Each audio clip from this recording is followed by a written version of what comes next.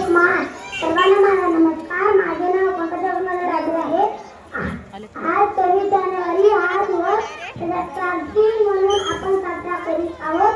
सर्वप्रथम तुम्हा सर्वांना भारतीय प्रजासत्ताक दिनाच्या हार्दिक शुभेच्छा. प्रजासत्ताक दिन हा आपला एक राष्ट्रीय सण आहे. भारतीय प्रजासत्ताक दिनाच्या हार्दिक प्रजासत्ताक दिन हा आपला एक राष्ट्रीय सण आहे. 26 जानेवारी 1950